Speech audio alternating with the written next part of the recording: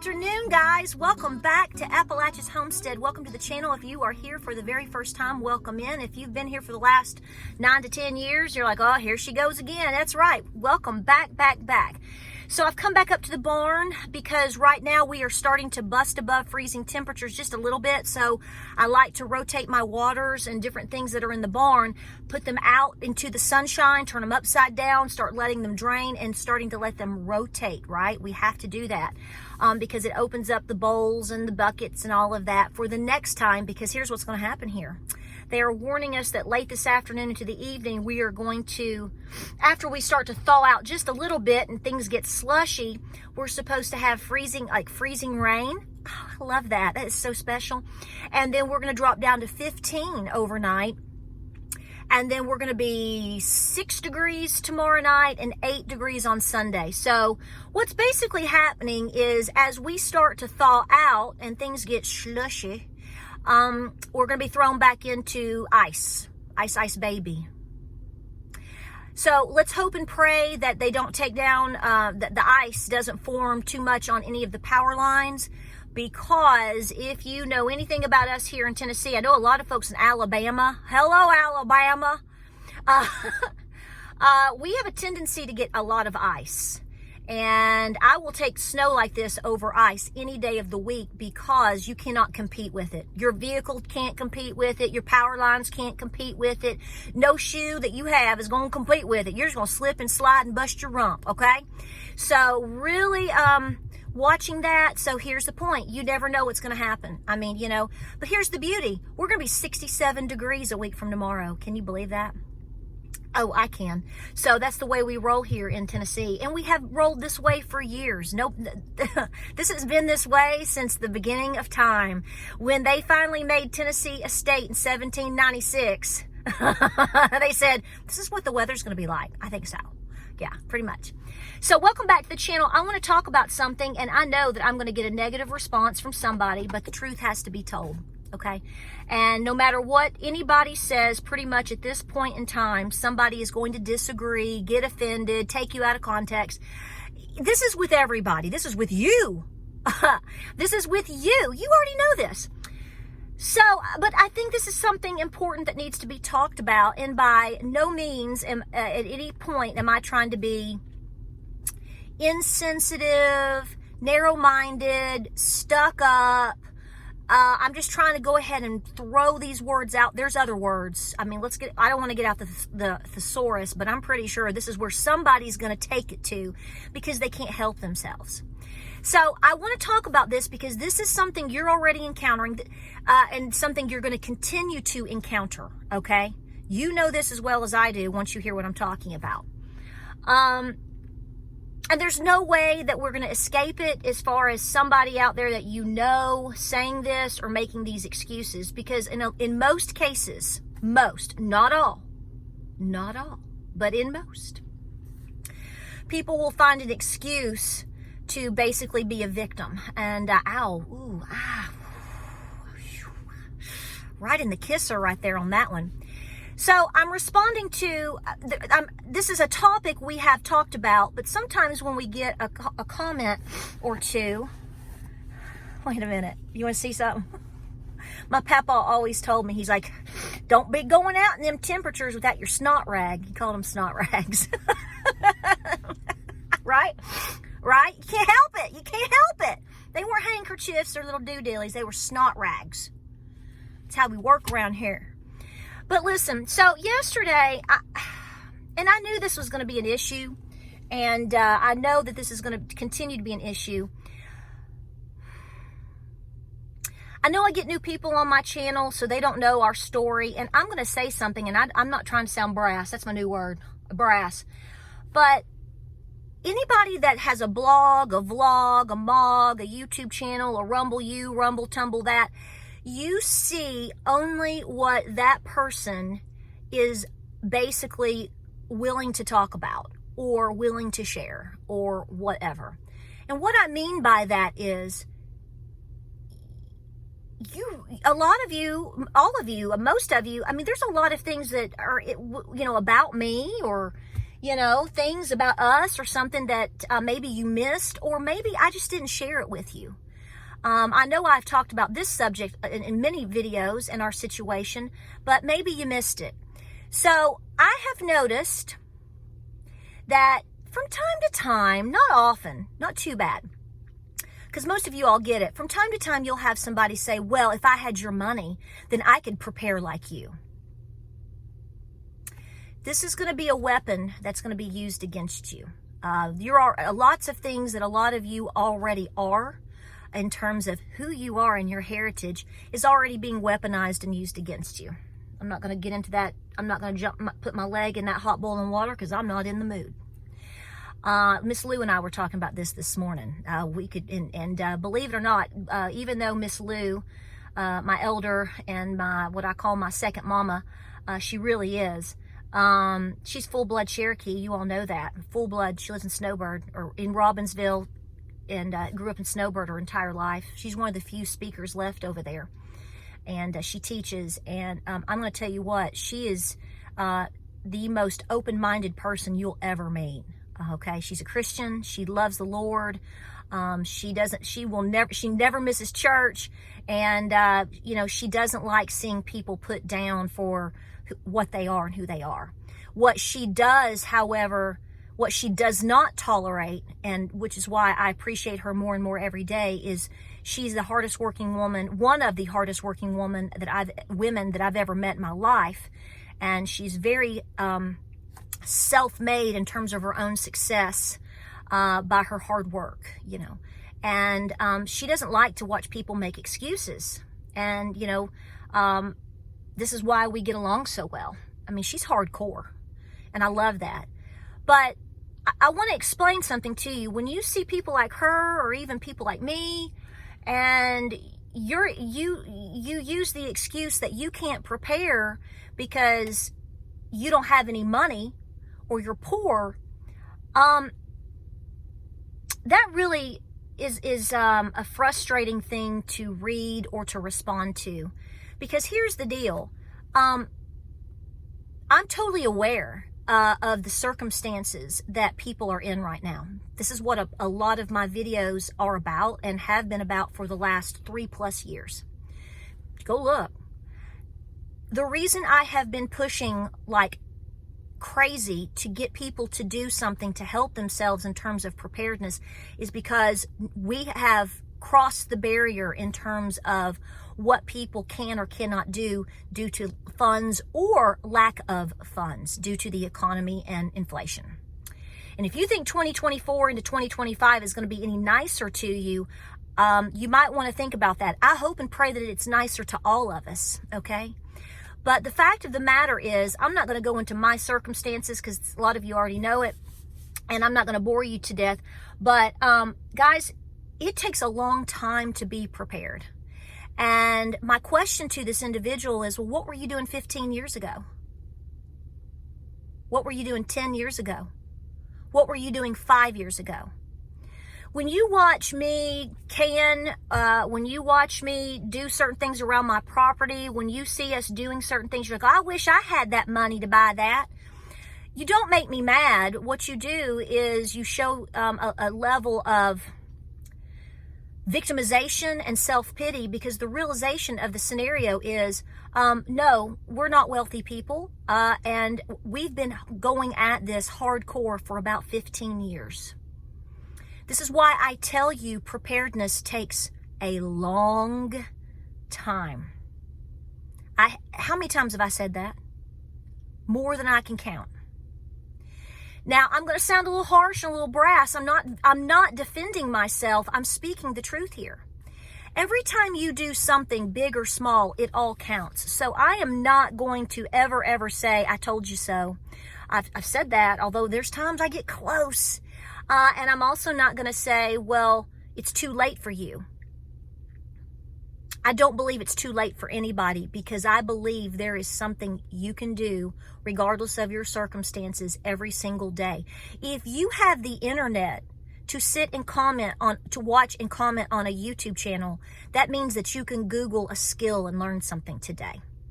That means that you can watch other videos if I don't meet your criteria in terms of maybe some things that you can learn to, master skills. Okay. When you go and you get your food or go to the grocery store or whatever you do, if you have an extra $2 or $3, I'm going to encourage you to buy extra canned foods or whatnot and put them away. I refuse to believe that every single person on this planet has been strapped for the last 10 to 15 years to the point where they can't buy an extra jar of peanut butter. There is an exception, because somebody will comment and claim to be that exception. Well, my question to you is have you actually sat down at any point over the last 5, 10, 15 years and evaluated your finances to the point where you've cut something out that you absolutely do not need? We all at some point over the last 5, 10, 15 years probably could have made a better, stricter decision on not doing this, not buying that, or saying I'm gonna delay what I want. I'm gonna delay this so I can go buy a water bath canner, so that I can buy extra blankets. I'm gonna take my $10 extra this week and I'm gonna buy food storage of some sort. So when people tell me and like to victimize themselves and throw into the face of others that, oh, I can't do that because you're rich and I'm not, that is not true. That is not true. The majority of people that are prepared are not wealthy at all. They just chose a different lifestyle in most cases and have a different set of priorities. Somebody ain't gonna take that too well, somebody out there. I know that. And, maybe this is the kick in the butt that you need. Please remember that the government is not coming to help you, even whether you're getting anything from the government or not. You do not need to rely on that in terms of what's going to happen to you in a poop hit the fan scenario. That can be a private poop hitting the fan. That can be a poop hitting the fan because in terms of what we're seeing happening in our country. I don't think this year is going to be an easy ride. And we're just in January. Look at all the things that are coming out now about the what we've been talking about in terms of, are we going to return to inflation again? Are they going to cut rates? Or they not? If they cut rates with the Fed, what is cutting at 25 basis points going to do for you? Not jack squat. Okay? I get it. And you should get it. We're all in this alone, yet together. And you're going to have to pull your bootstraps up and figure out what you can do for you. I can't make you. Nobody can make you. But what I will tell you is if you have this attitude and everybody has sat around and watched you, or anyone for that matter, make poor decisions and then sit there and say that they didn't have the money to do things for themselves, people are going to call you out on it. I'm sorry if that hurts your feelings. That's not the intention. The goal here is to save you and to tell you the truth. See, you've been lied to. Everybody's been lied to that things are so stable and so good and this or that or the other. So I'm doomsdaying you right now. Common sense will dictate that the country is not in a good position. We haven't been for a long time. And no politician's going to pull us out. And the one politician that has a chance to help us the most, they are going to sabotage him. They already are every turn they can get. I'm going to tell you right now. I will say this right now. You can say whatever you want. That's fine. But I have two trains of thoughts. If Donald Trump gets into office, I anticipate something happening at that point very quickly. Well, we already know what they're putting out there, right? As far as I'm going to spell it because it might get me, flagged or something silly. Coo. All right, so now we got that being talked about on the national media news. Oh, that's lovely. Oh, I love that. Will they pull the plug on the economy and then so he can take blame for it? They might. I anticipate anything happening at this point. This is why I say get your priorities straight. Walk hand in hand with God. Jesus is our Savior. Jesus is your Savior. No politicians coming to save you. Yes, there may be one or two out there that can help us. I pray they do. I pray every day. But there's so many obstacles against everything in this country. You can't even hardly get on YouTube and state an opinion without somebody getting all riled up. So imagine what the summertime and going into fall is going to look like. I would be scraping together every penny I can to put some Campbell soups aside or whatever you choose. And if you can't find the money, try your best to find a way to get the money. I don't know what that means for you. But here's what I'm saying, and I'm not gonna back up off this. We changed lifestyles. This is a lifestyle change. This is not somebody being prepared because we fear a snowstorm or ice storm coming. No, this was a lifestyle change.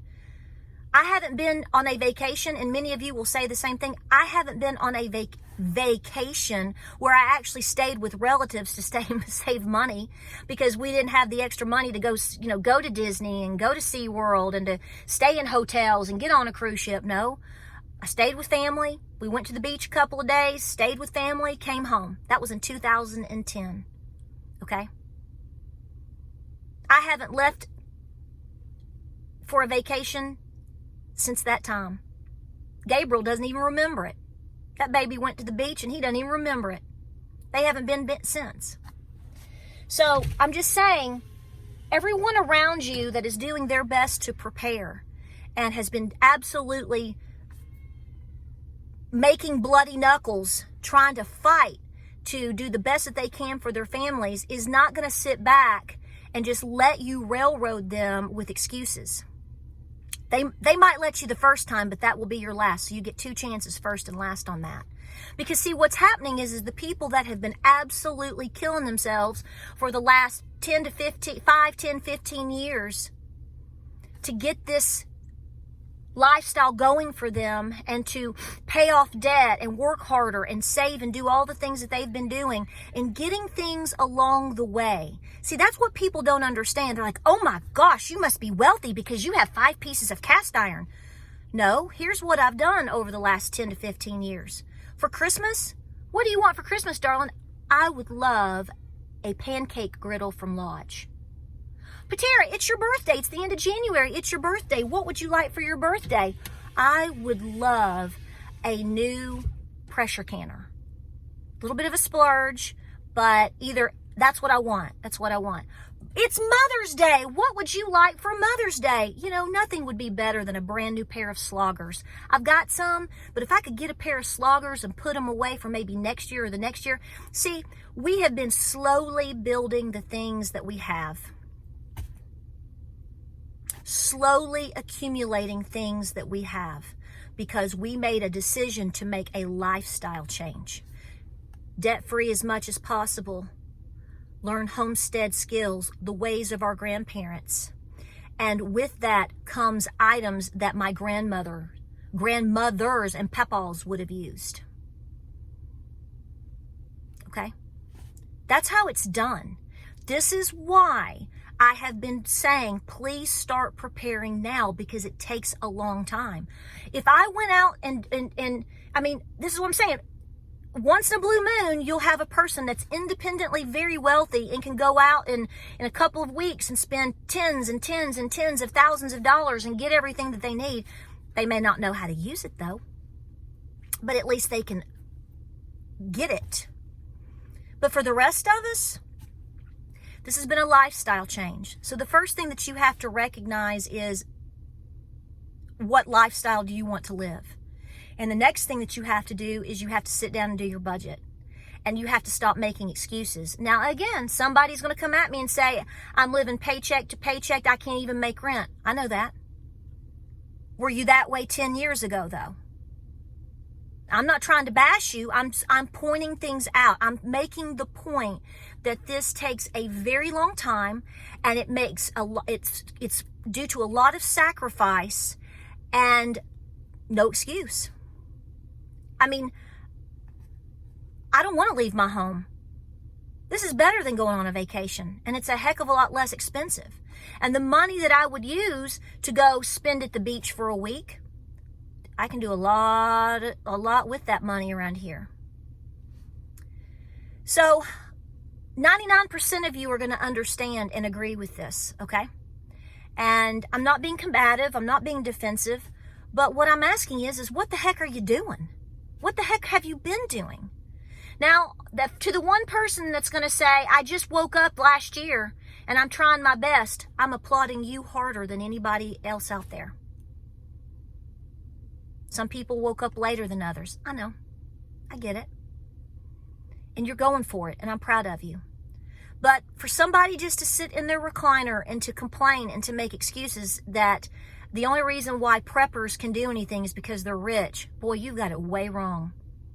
Way wrong.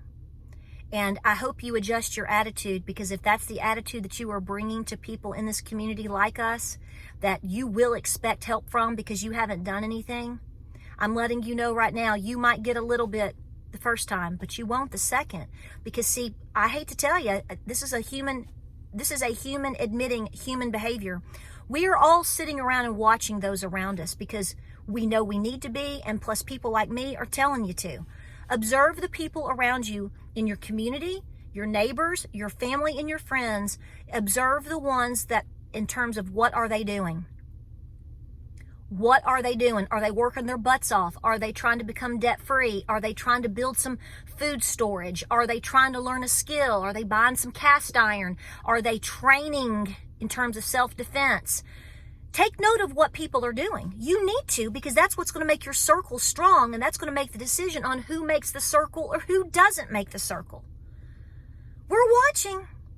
We're watching hardcore. Okay? And it's go time. It's go time. It's been go time. You have to be on your toes and ready at every single moment. Not just because we fear a terrorist attack or an EMP or whatever. Anything can happen to anybody or any community at any given time. We have endless examples of things that have happened to people over the last 2 years alone in communities. Do we need to list them? I don't think so. Take note of your circle.